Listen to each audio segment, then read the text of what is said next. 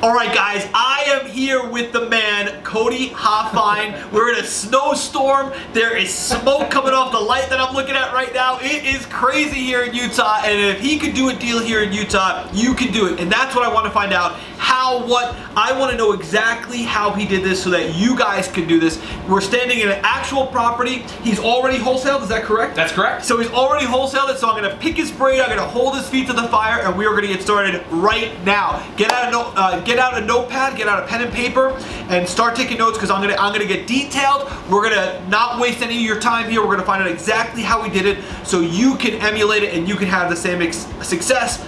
Let's get started. I'm ready. So fire away. How do you want to know about this home? What All right. Best serve those First of all, watching? number one thing that everyone's going to want to know is how the heck did you find this property? That's the number one thing that we want. And I want details. So, yes. So what is the deal? Let's go what does that look granular. like? So Okay. I love this because so many people think this channel is dead. You already know where I'm going.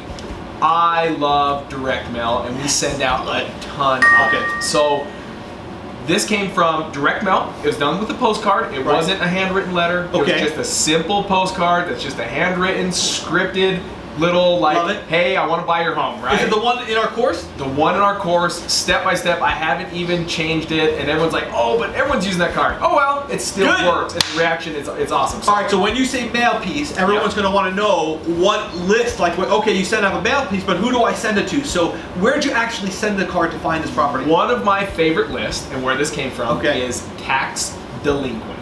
Delinquent. I love this list. And I love it. Like for Utah, it's one of my favorite lists. Tax delinquent means that the homeowners are 2 or more years behind on their taxes, and those are people just raising their hand saying, oh man, I need to get rid of this property right away. It's good. Awesome. All right, so you get the property, the seller, when you send out your mail, do they call you and it goes to your cell phone number, or where does the call go? Who calls it back? How does that work? Beautiful, beautiful. So at the beginning, it's kind of shifted and transitioned into different things, but at the beginning, it literally just went to voicemail. That's it. Okay. You'd get numbers from like a call rail, you'd buy some numbers, it'd go to there, it'd go to voicemail, and then you have to listen to the voicemail. Yeah.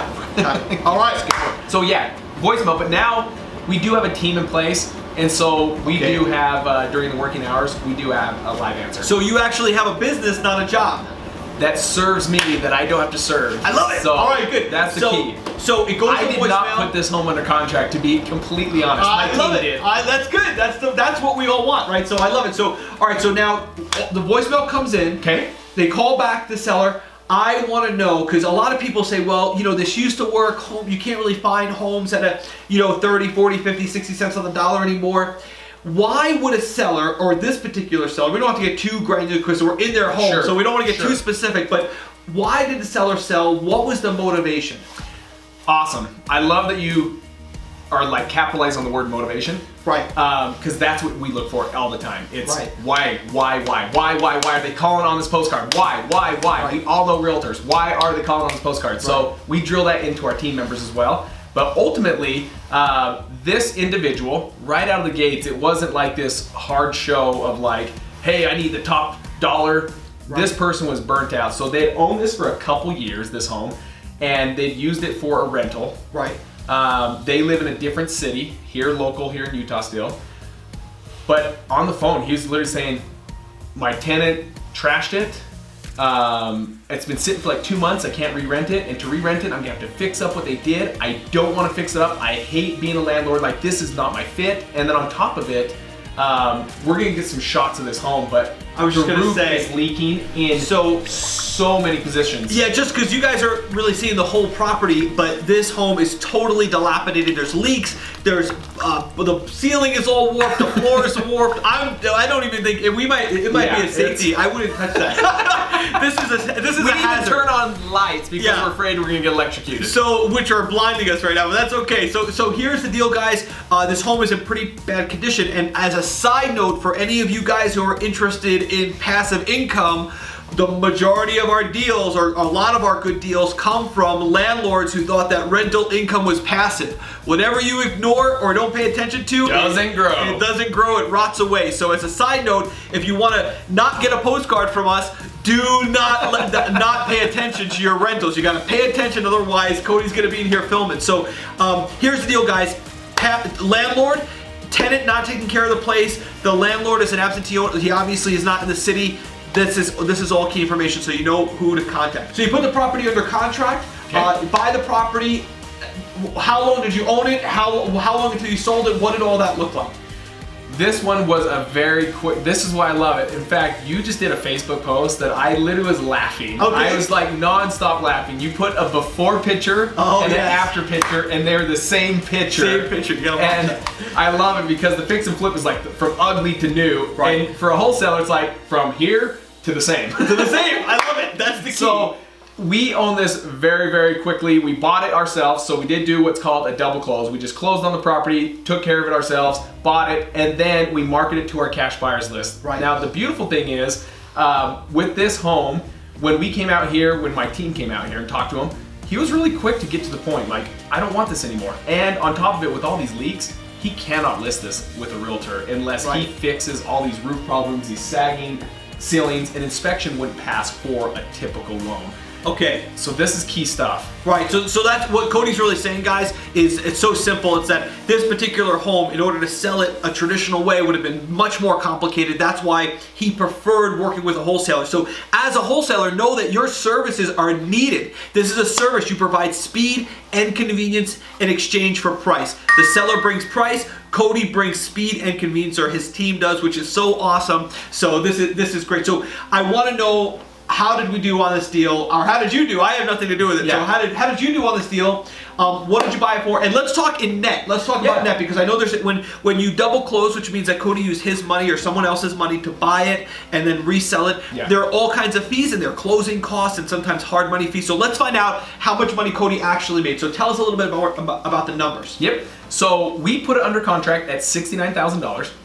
Now, here's the interesting thing. My acquisition manager literally was looking at this saying, like, we might make 5,000, we might make 10, and so he was actually nervous. He brought the contract back, and he's like, guys, I got a contract. We're like, man, this is awesome. He's like, I don't know if it is. If you guys saw this house, you would think it's, I have the same nervous feeling, so I don't know what you're going to say. So, and so he literally came in, he's like, I don't know if I should be that excited. Like, we may only make 5,000 on this. Okay. I'm like, okay. Well, let's test it. Let's see what it does. Like, let's look what it does. So we ended up sending out to our cash buyers. We had a lot of interest. Right. That is a good sign, by the way. So here's what we did.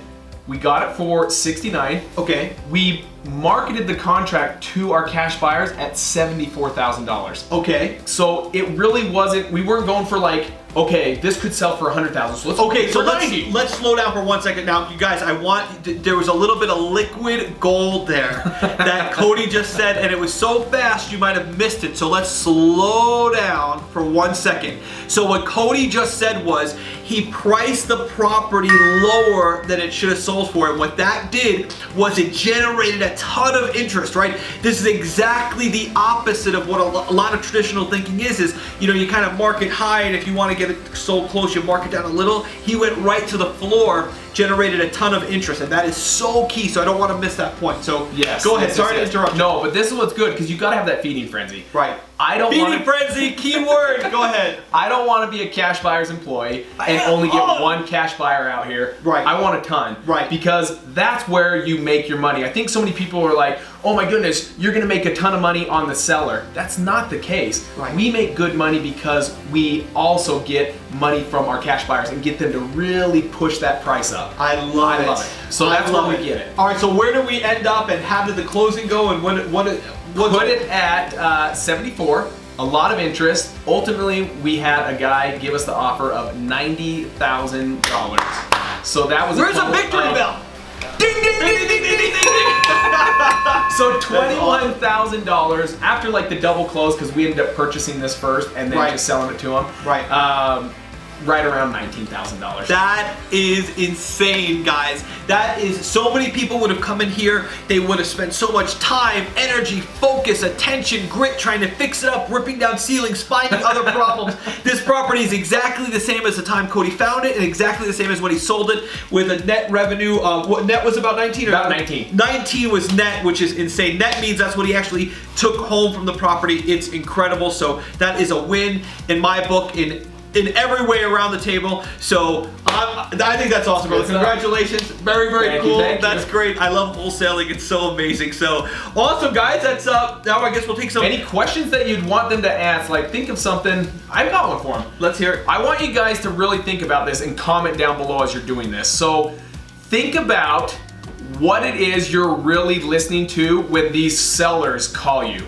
Are you listening for price? Are you listening for motivation? So I want you to start thinking of, it's always motivation. What are some of the motivating things that you're listening for when you're on your calls? And comment down below. We'd love to hear them. I would love to hear some of the motivating reasons why, because people ask this question, why did the seller sell? So if you've already wholesaled a deal, or if you already have found a deal and done a transaction, let's hear about why. Why was the seller selling so quickly? Why were they exchanging price for speed and convenience? What were some of those reasons? Because people always love to hear, you know, the different stories about why a seller had to move quickly or whatever the reason was. We just had one in the office that just happened. So they're always so unique. So let's talk about that too and post below and let's see it. And I think other than that, if you guys want to see more videos like this that are going to cut through the fat, they're going to give you instruction instead of education, then hit that subscribe button, hit the bell notification, and you guys will get notified. And we make a commitment that we are only going to give you instruction. No fluff zone. This is a no BS. All value, baby. All value. Bam! Awesome. All right, guys. We'll see you on the next video. Take care, guys.